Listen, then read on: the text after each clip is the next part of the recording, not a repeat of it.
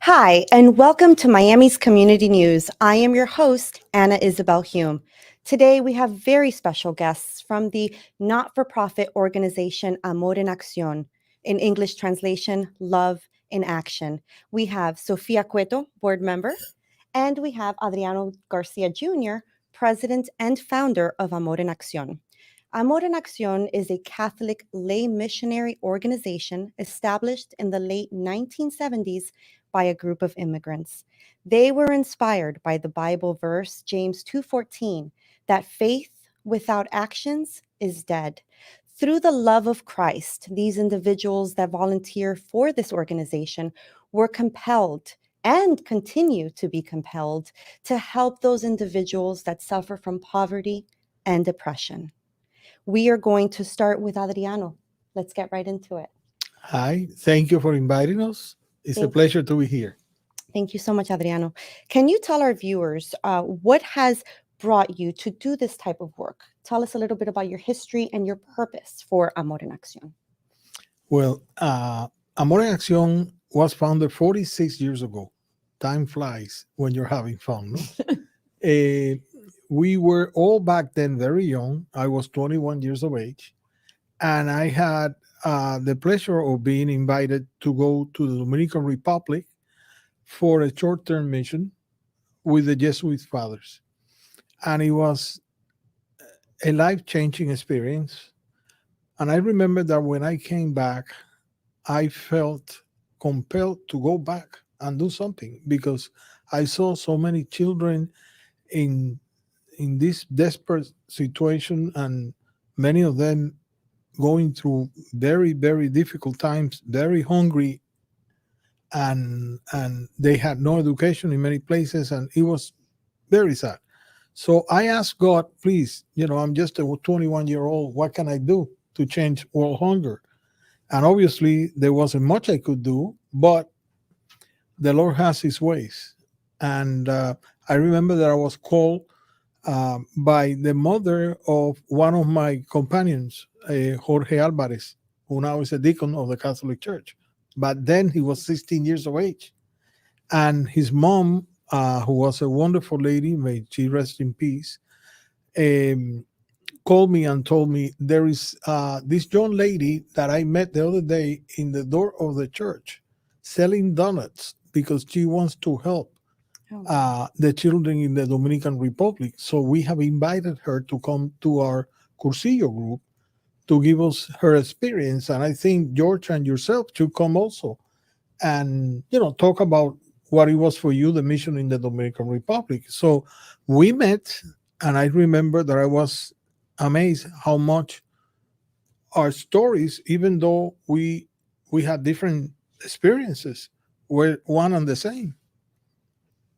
So out of that, Amor en Acción was born. And we have done it every year. We go back to our roots. And since that time until now, 1,500 people have gone through Amor en Acción and do this type of work. And as we say, it's short-term mission in a long-term commitment that we have. And the Lord does miracles. You through the program, you will be able to understand what we mean by that and experience that. Yes, that thank love you. of Christ. Thank you so much. Now I'm going to ask Sofia a question. Sofia, what projects are you currently involved in right now in Amor en Acción? Mhm. So Amor en Acción, in its 46 years, of course, has done, numerous things to help Haiti and Dominican Republic, alleviating poverty, always through our partnerships with the local Catholic churches there. But currently, what we're mainly doing is supporting the schools that we founded years ago. We pay for the salaries of the teachers in those schools. We also have nutritional programs in those schools. So the kids get to come have lunch at school, have their education. This is all, of course, paid for by Amor en Acción. And so we are also tasked with maintaining those schools as well, right? So any repairs that have to be done on the schools, we're responsible for. And then also in in the case that anything else comes up, any emergency situation in Haiti or Dominican Republic, we have to be ready to respond as well. In the case with Haiti, there have been many times, in the recent years where there have been, unfortunately, disasters, hurricanes, earthquakes, a lot of political instability. So we have to be ready to respond to any emergency situations with aid and with support as well. Wow, that's impressive Yeah. because there has been a lot. And There's been a lot. what are some of the things you do to maintain those funds going through the schools? I know that Amor en Accion is mainly run by volunteers. Yes. So what are some of how you get funds, like Yeah. some of the projects that you do to get these funds? So we have a sister school program, which Okay. is actually really awesome. So basically, schools that are part of the Archdiocese here in Miami kind of adopt basically a school in Haiti. So they are the ones to pay for the nutrition in that school, the salaries in that school. So that's one way, that we do it. We also do numerous fundraising activities throughout the year. We just had a big art sale like 2 weeks ago. That one was awesome.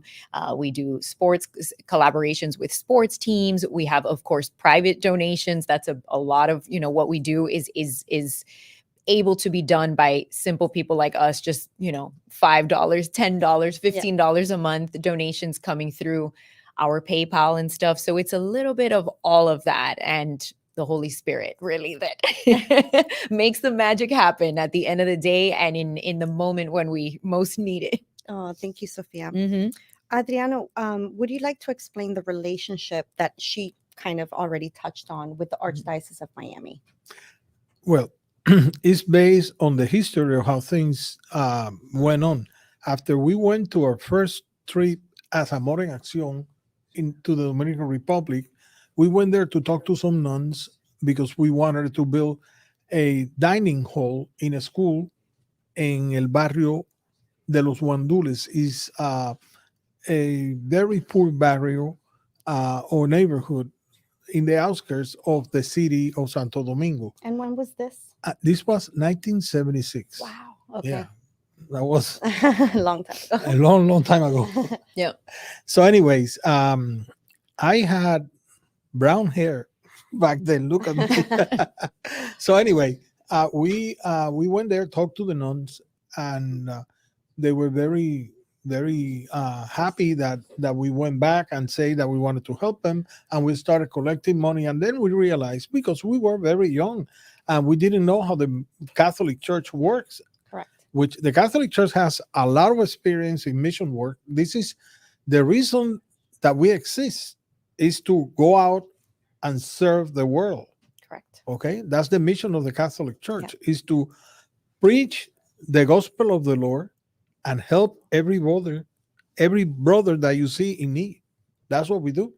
So they told us about that we needed to talk to the bishop and that he needed to know that we were going to be helping and so on, and that since the Jesuit priests were working with her, we also needed to talk to the congregation of the Jesuits. So we started understanding how all of this plays. And then we did all of that, and we came to Miami, and we decided to go to La Ermita de la Caridad, Cool. the Our Lady of Charity church, where we met.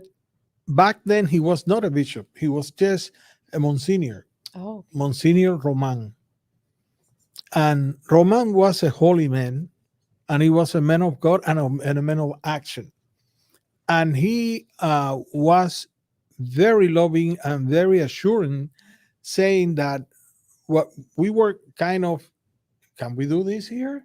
Is this allowed? Can we go and knock at doors in different churches and ask for money? We don't know. We were young. Yeah. And he says, no. You're doing this from the Bible. The Bible is telling you that you need to go out and help your brother in need. Mm-hmm. So if you have any problems, tell them to come to me. And I will set them straight. Keep on doing what you're doing. You're a good bunch of good people. Do what you're doing. So a year and a half, 2 years came by, and all of a sudden, unfortunately, the current bishop in Miami passed away, and Bishop Edward McCarthy came to Miami as the new archbishop.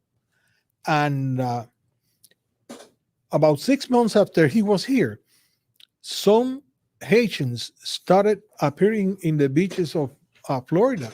Okay. They were, Like immigrants yeah, coming in? Okay. coming in, but they were coming in dead Oh. because it was very bad weather and they couldn't, more than 20 died. And what year was this?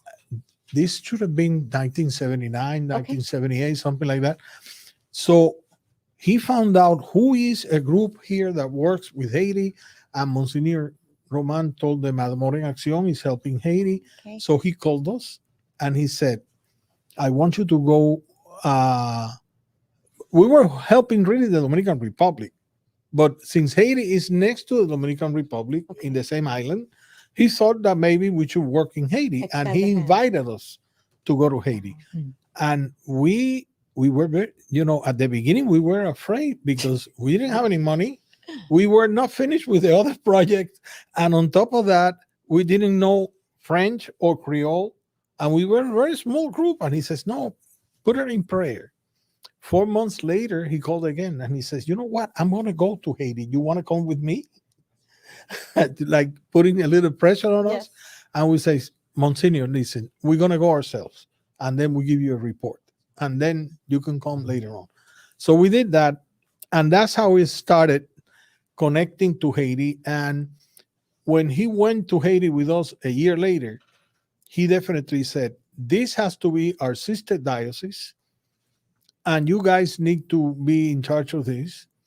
And we started going, and that's how Amor en Accion became the working together with the Archdiocese of Miami. We now have our office in the Archdiocese. Wow. So you've held a strong relationship with the Archdiocese Yes, of Miami. we do. And your We first do. trip to Haiti was in the 1979, was it? Yeah. Wow. Okay. And we have been working ever since. And now the bulk of our work is in Haiti. More than Dominican Republic at this Yes, point. because for two reasons. Number one, Haiti is in a lot more need Okay. than the Dominican Republic, and also because the Dominican Republic receives a lot more help than Haiti for many reasons that we can discuss. Okay. Thank you, Adriano. Okay, so I'm going to ask you another question. Go ahead. How do you collect necessary funds? And it's something you kind of touched on. Mhm. Are there any big fundraisers coming up? We have a lot of small fundraisers. Okay. We because we have been in the pandemic for 2 years. Correct. The biggest fundraiser that we have ever done is La Gala de Amor en Acción, is Noche Caribeña, which is a dinner dance that we do, where we invite 500-600 people, and then we collect a lot of money that night because people understand that this is a big gala. But unfortunately, because of the pandemic, for the past 2 years, we haven't been able to do it. So we're hoping that next year we'll be able to do it. Okay. Okay. But That in the sounds fun. meantime, what we have done is done smaller fundraisers Correct. and beg. So Yeah. if anybody, beg. this is a moment where I start begging. I Let's beg right no now. problem Let's with that. beg right now. yeah, let's do it. And you gave me a chance. So Yes, it's for a great cause. dear viewers, I hope that the Lord touches your heart to understand that we're feeding children that otherwise don't eat anything during the day.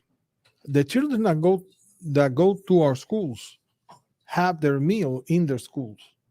Okay, so we feed every day over 3,500 children. How many schools is that We have 34 schools in Haiti? in alone? Haiti and 3,500 children. and 2 schools in the Dominican Republic. Okay. Wow. In the 34 schools that we have in Haiti, we provide education to more than 5,000 children. Wow. Okay, and we provide nutrition to 3,500.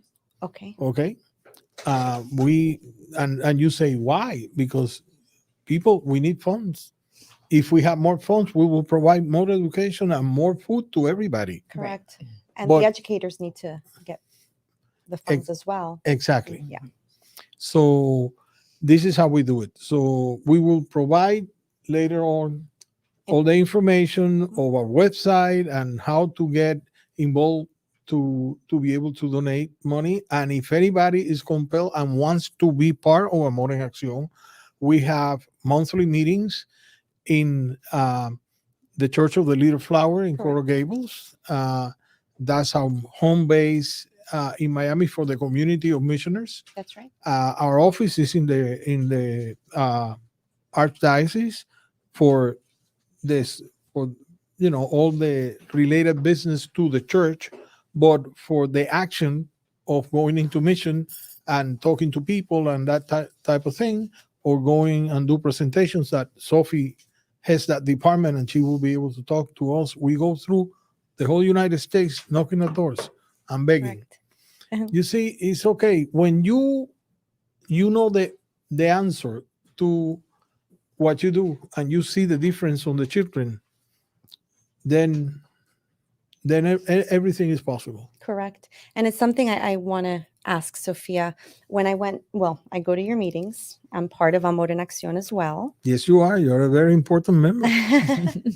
And one of the things I got from the last meeting was so touching, because we think that we're going to help others when we go on these mission trips, but we end up coming out helping ourselves at the same time. Can you elaborate a little bit on that? Yes. So that effect, or that like process, if you will, actually has a name. It's called Mission in Reverse. And it describes the kind of transformation that a missionary goes through or experiences upon returning, usually from that mission trip, right? So of course, going on these mission trips is incredibly eye-opening to the realities that exist in the world that are not our everyday realities, but that are certainly many people's everyday realities. And so when you come back into your own reality, that is a shock. That is a tremendous shock. And it really leaves an imprint on your heart, on your soul, on your mind that is very, very difficult to forget. And thankfully, that really starts to change who you are as a person and what your motivations are, what motivates you in life, what is your purpose, what are you here to do, And that for me, it was extremely transformational, because I went on the mission trips when I was 18 years old. Wow. So it was at such a pivotal moment in life. I came back knowing finally what I wanted to study. I studied economics, international relations, all because of my experiences with the missions and wanting to do something, right, about what I had seen in these experiences. So does that That's cover so it? touching. Yeah, that's kind of Absolutely. how it is. I'm sure it feels maybe a little bit different for each person, but everybody could tell you that their lives have been changed, Yes. definitely, from these experiences. Absolutely. And I truly look forward to our next missions trip. Yes, we do too. We do too. We do too, because that changed lives. Let me tell you, when It does. it's not that I want to interrupt, but I was listening to Sophie. By the way, Sophie is my goddaughter. Yeah. So Yeah. I follow close. That's right. Yep. And I was so happy when she went the first time. And I was now remembering when I went my first time, and it hit me. It was Mission in Reverse. I didn't know what it was Mission called. in Reverse. Mission is in the- Reverse. In reverse. Because the Yes. thing is that you think that you're going to go there and help these people out and give them a spiritual blah, blah, blah, and no sé qué. And the reality of it is that Jesus Christ lives in the poor. Mhm. And when you go there, you're meeting him. And then there is a connection Correct. that I get goosebumps every time I think of this. You meet Jesus and you talk to Jesus and you don't realize it, but this is what's happening. And then when you leave the mission and you come back home, you have all these beautiful things going on. Your life is beautiful. You live in a beautiful house. You have running water, electricity, everything is perfect, air conditioning, blah, blah, blah. But something is missing. Yeah. And then you start thinking on all the misery and all the problems that these children have, and it breaks your heart. Correct. But at the same time, you're missing that connection with Jesus Yeah. that you have when you are in the missions. Absolutely. And that's what we call Mission in Reverse. Yeah. And sometimes we think our problems are so grandiose, so big, and so overwhelming when you visit these countries. You're like, our problems is nothing compared to what Yes. they're going It's a through. big Yes. wake up call. Mhm. So Yes. I love that we are so involved in this, and I look forward to, like I Mhm. said, our next mission trip. Yeah, But absolutely. first, we have to collect funds in order to do that and continue to help these people that are in so much need. Sophia, where can they go online Yes. to go ahead? Great question. Thank you so much for asking. So, two places that you can go to kind of join our mission and be a part of this with us, participate with us in this work that we're doing. Number one, you can follow us on Instagram. So, very simple, Amor en Accion, all one word on Instagram. Please follow us. There we post what we're doing, different activities, when our monthly meetings are. We always post a flyer there. The art sale, anything we have going on, we're going to post it on the Instagram. So you'll be able to follow us there and keep up. The other thing is on our website, which is www.amorenaccion.com, you can actually become a monthly supporter of Amor en Accion. You can either set up a one-time donation on PayPal, or you can set up a monthly recurring donation. And that's what we really need, guys. That's what we really need to be able to continue to do the work that we're doing. We need that monthly help, even if it's $5, even if it's one less Starbucks coffee that you have this month. That's money that we can use to feed our brothers and sisters in Haiti and Dominican Republic. Like, I can't even say it any straighter than that, because it's really true. So if you feel compelled, please go to amorenaccion.com. You'll see right there the link of the PayPal, and you can set up a monthly donation and be part of the work that we're doing. Thank you, Sophia. Mhm. And I do want to ask one last unscripted question I had mentioned to Adriano. With the recent crisis that we've seen in our world today, last year with children and families fleeing Afghanistan for, what happened overseas, and with our recent crisis, Ukraine, so many children and families fleeing the country to Poland and nearby countries. You continue to feel compelled to help our children and our families in Haiti. Can you express to our audience why that is? To put all your focus on that for now. It's a very good question. It's a difficult question. Correct. Because the other two crises are immense. I mean, my heart goes to those two countries. And when I see everything that is going to Ukraine, for example, it is mind boggling. Uh, Definitely, we sometimes live in the world and think that there's no spiritual forces going on. The devil exists, and he tries to destroy every good intention and every good thing that we as good people and sons and daughters of God try to do. And unfortunately, that creates all kinds of these situations. But the reality is that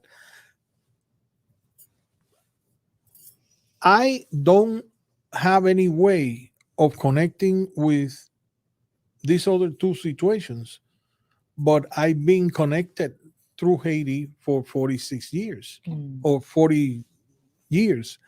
And this is the thing about Haiti. To begin with, not taking anything of, I mean, I'm not saying that these other two situations are not to be considered and not painful. Correct. They are. But also Haiti. And Haiti is being in this pain for many, many years, and they don't have a lot of support. Okay? They don't have a lot of support for many reasons. Number one, and this is not something that I'm saying out of my knowledge, I'm saying this because the United Nations considers Haiti the second poorest country in the whole world Okay. and the first in all our The Western hemisphere. Hemisphere. Mhm. Wow. And then number two, we don't know this, and we don't see this in the news much because Haiti is not considered sometimes important because it's a small island. But Haiti is undergoing right now a civil war where people are being killed machete style. Oh, wow. Okay, and it's a very difficult situation that these people have, and it's been our calling to help them. And now they are in this super stress we're not going to go away just because there's a war Mhm. in Ukraine. I Right. mean, it's very unfortunate, and I pray for Ukraine every day, believe it or not.